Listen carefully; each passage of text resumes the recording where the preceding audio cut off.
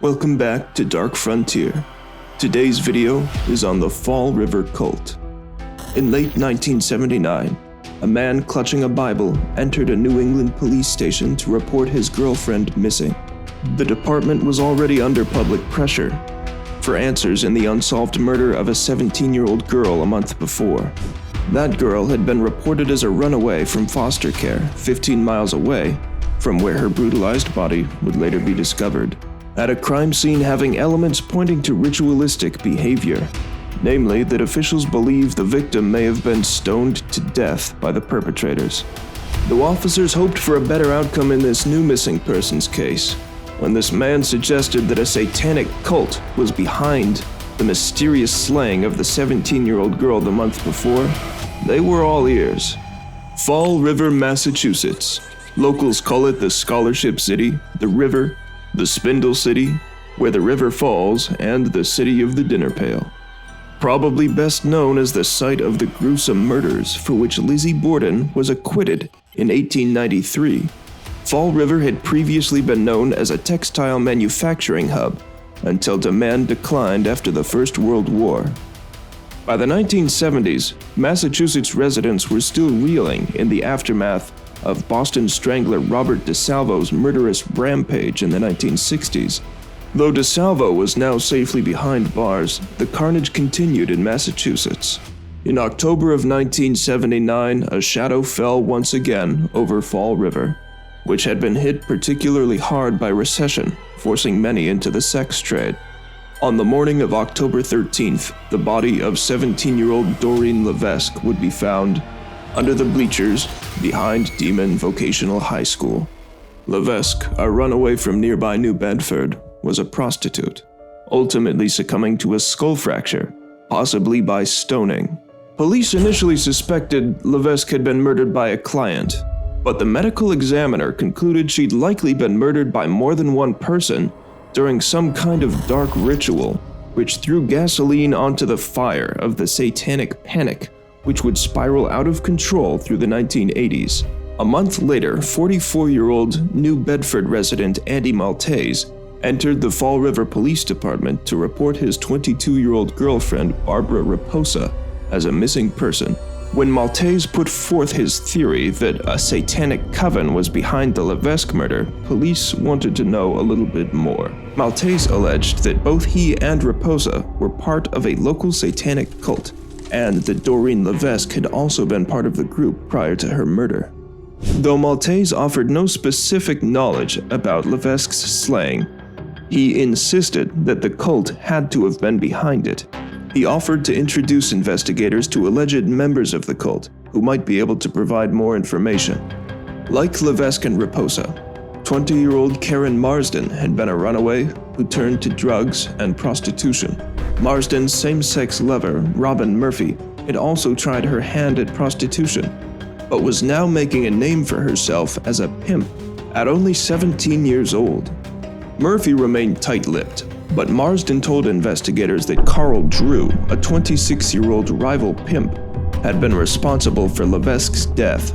Indeed, Carl Drew had a reputation for violence, ruling his Bedford Street territory with an iron fist. Having run away from home himself at 14 to escape an abusive father, illiterate Carl Drew soon fell into a life of crime on the street. He would later become Doreen Levesque's pimp, but Marsden would refer to him simply as the devil, and said she feared retribution for talking to the police. She claimed Drew had turned his sex ring into a satanic cult, maintaining control of the girls with alleged threats of violence and death, led police to a secluded area of the Freetown State Forest where they claimed rituals were performed. Marsden told police Drew had threatened to inject acid into her veins and dump her body into a nearby pond as a soul offering to Satan if she ever talked to the police. Finally having a lead, police offered Marsden witness protection, but she declined. Marsden did, however, tell investigators that if she ever turned up dead, it would be at Carl Drew's hands. On January 6, 1980, the frozen body of Barbara Raposa was discovered in the woods. She'd been bound, sexually assaulted, and had her head crushed. Having claimed to be Raposa's boyfriend, Andy Maltese, the man with the Bible, was the first to be questioned. He initially denied any knowledge of her murder, but later told police he'd had a psychic dream, from which he was able to provide accurate details about the crime scene that had not yet been made public. He was arrested and charged with Raposa's murder in short order. Robin Murphy offered to testify against him, alleging she had been a witness to the murders of both young women. In exchange for her testimony, Murphy secured protective custody and immunity from prosecution in the murders. According to Murphy's story, Maltese killed Raposa when he learned she'd been cheating on him. Murphy said she hadn't reported the murder because Maltese had threatened to do the same to her. Although the Raposa crime scene had nearly identical forensic evidence to the Levesque scene, Murphy pointed away from Maltese in the prior slaying of the 17-year-old girl. Instead, Murphy alleged she'd been with Drew, Marsden, and a man named Willie Smith when Drew forced Levesque into his car for allegedly leaving the cult to branch out on her own as a prostitute. She claimed Drew and Smith dragged Levesque to the bleachers, while Murphy and Marsden remained in the car, and that she didn't even know the girl had been murdered until she read about it in the paper. Though she agreed Drew was behind the Levesque murder, she inferred that Murphy had played a much larger role than she was letting on. Marsden alleged that it was Murphy who'd ordered fellow witnesses to take part in the mutilations of Levesque and Raposa to ensure their silence. Marsden's history of drug use, however, made her an unreliable witness, and in the days that followed, she fell into a downward spiral. She was last seen by police, dropping her off to see a priest. She would then be reported missing in February, but it would be 2 months before Marsden's partial skull would be discovered in Westport. But in her death, her claims about Murphy would be vindicated when former prostitute Maureen Sunny Sparta, Murphy's former lover, came forward to implicate Murphy in Marsden's murder. Sparta claimed to have hosted satanic rituals in her Harbor Terrace apartment, where she also took in troubled young girls, and also said Murphy had confessed to her of having killed Marsden. More information came from Carol Fletcher, who told police she'd driven Murphy, Drew, and another pimp named Carl Davis out into the woods, where Marsden would allegedly be sacrificed to Satan.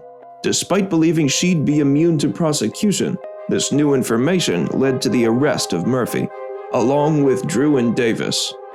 During interrogation, Murphy claimed to have been forced by Drew and Davis to participate in Marsden's murder. Murphy claimed she was instructed to drag Marsden out of the car by her hair, pulling her hair out in the process before they stoned the victim. Murphy claimed Fletcher also participated. Drew, according to Murphy, then cut off one of Marsden's fingers before snapping her neck. Murphy claimed she was then instructed to slit Marsden's throat so that her head could then be removed. She further alleged that Drew and Davis went on to play soccer with the disembodied head. According to Murphy's account, Marsden's body was further mutilated in service to Satan, and she was then ordered to do some very advertiser-unfriendly things before Marsden's body would finally be set ablaze. So what really happened here? Though there was plenty of corroboration suggesting that there actually was a satanic cult operating out of Fall River, Sparta claimed that only animals and not humans would be sacrificed for their blood. Carl Drew even admitted to police that he worshipped Satan, but steadfastly denied any involvement with an organized group. Subsequent searches of the forest would yield cult-related items, but none could be tied to the murders that Drew, Maltese, Davis, and Murphy would stand trial for. Maltese would be given a life sentence without the possibility for parole after being found guilty in the murder of Barbara Raposa. Murphy's testimony weighed heavily on Maltese's fate. It would later be revealed that Maltese had one previous conviction for rape and was suspected for others. Murphy would go on to claim that Maltese had assaulted her when she was only 11 years old, and that she was aware of him assaulting other young girls that she would bring to him. Maltese's arrest records show a pattern of crimes similar to the MO of the murders. but that information was never turned over to Drew's defense team. Maltese died of cancer in prison in 1998 without facing further charges. Murphy's attorney arranged for her to plead guilty to the lesser charge of second-degree murder in the Marsden case, in exchange for testifying against co-defendants Drew and Davis. And because of her cooperation, she remained immune to prosecution in the deaths of Levesque and Raposa. Murphy was sentenced to life in prison, but was paroled in 2004. She'd wind up back behind bars in 2007 for parole violations, and she remains there to this day. The case against Davis was weak at best, and he was never brought to trial. A year later, however, he was arrested for assaulting and stabbing Sonny Sparta, who at the time was 3 months pregnant. According to Drew, Davis believed Sparta had information implicating Davis and Murphy in the murder of Marsden, but that the information would also exonerate Drew. Davis served 7 years for the attack before being released. Leah Johnson, Drew's former girlfriend, said in the Fall River documentary series on Epics that police coerced her into claiming that Drew was in possession of a ring that had belonged to Marsden, and that he'd told her he killed a girl with Davis, Murphy, and another woman. Drew was convicted in the first-degree murder of Marsden and sentenced to life without parole, though there was no physical evidence tying him to the killing. It was likely determined that Drew would only be charged for Levesque's death in the event that he was acquitted in the Marsden case. And without the possibility of parole, it wouldn't be necessary to bring him to trial again. In 1984, seeking a new trial, Robin Murphy recanted her testimony. In the Epics documentary, Drew revealed that he and Murphy had been acquainted prior to the murders, and that he'd slapped her in the face during an argument, knocking her to the floor. Murphy, trying to make a name for herself as a tough and street-smart pimp at the time, likely never forgot that incident. She'd been abused by men for more than half her life. Putting those two behind bars must have felt satisfying. Murphy went on to claim she wasn't even present at the Raposa crime scene, but that she'd testified against Maltese to get back at him for the years of sexual abuse she claims to have endured from the man. But Murphy wasn't the only one whose story changed. Carol Fletcher also claimed to have been coerced by police under threat of being prosecuted for other crimes, like Leah Johnson, into making statements that would help them build a case against Drew, adding that Marsden's murder was not committed in the woods, but at the Harbor Terrace housing project where Sparta resided. Fletcher claimed Murphy killed Marsden during a fight on a rooftop, later dismembering the body and disposing of the pieces in different locales. To this day, nothing more than a portion of Marsden's skull has ever been found. A Fall River detective, Drew Carey, who'd worked the case and doubted Drew's guilt, was still trying to find answers after he retired. Before his death in 2019, Carey said he believed Murphy to have been the real ringleader. Levesque was murdered because Murphy was in love with her and became jealous when Levesque started seeing Drew. Carey went on to say he believed Murphy and Marsden were both present at the Levesque murder, and that Murphy had killed Raposa because of her involvement with Maltese. Murphy admitted that she and Raposa had previously been lovers. Marsden was at the scene of those murders, and I believe Murphy knew she was the weak link and might get them convicted.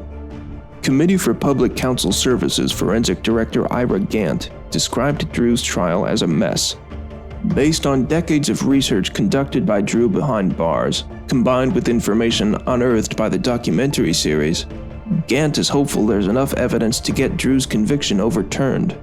I have to show that all of this information might have made a difference to the jury, that it would have been a significant factor as they tried to determine did Carl commit this crime or did someone else.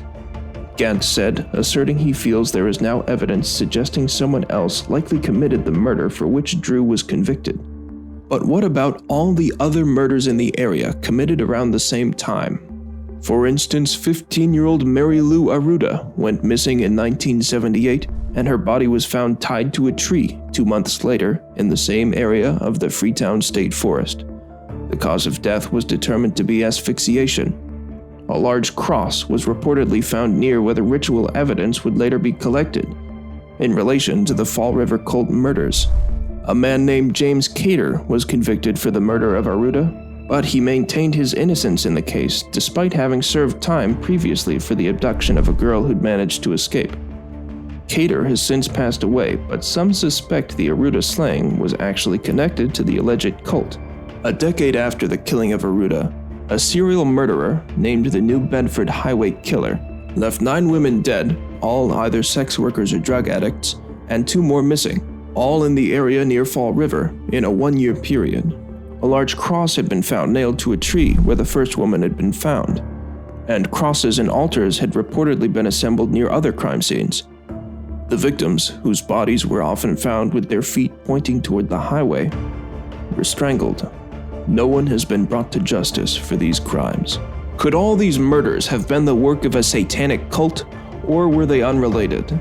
Does a dark coven that commits ritual human sacrifice dwell beneath the charming New England facade around Fall River? Or is this just another case of the satanic panic polluting the facts around each individual murder? Could it be that our sense of morality is searching for something evil to explain why awful things happen? Or was Baudelaire correct when he said the greatest trick the devil ever pulled was convincing the world he didn't exist?